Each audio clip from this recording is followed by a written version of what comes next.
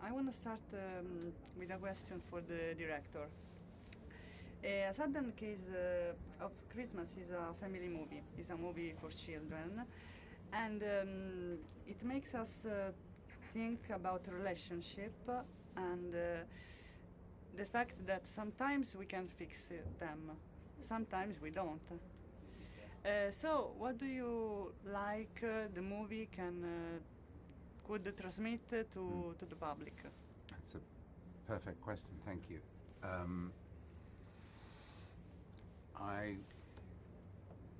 My co-writer and I, Tinker, we decided to make it a movie not just about,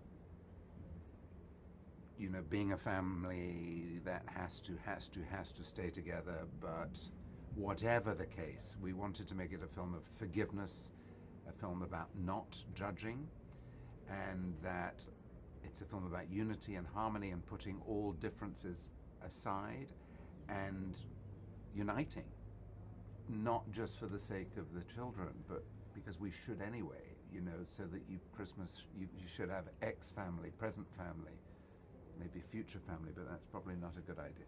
But do you know what I mean? It's about forgiveness, to be honest, and not judging. So in that sense, it's probably a little more about a modern family when you consider that, for example, in America, 51% of families are separated or divorced or single. It forgives, I hope.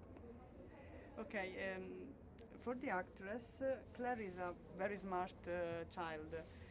She's intelligent, she's very sweet, and she also can understand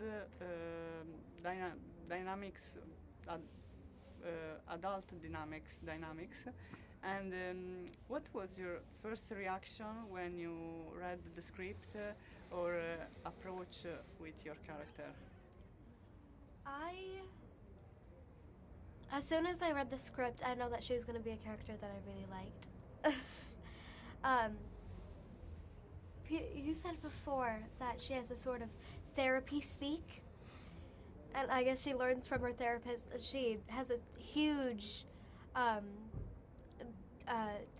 dictionary of words, and that's what I love about her. She's so smart, and she can just snap back when someone says something about her. She knows exactly what to say next, but in a way that she's still really nice and so really sweet. And I knew from the beginning that she was going to be a character that I absolutely fell in love with, and I learned a lot from her.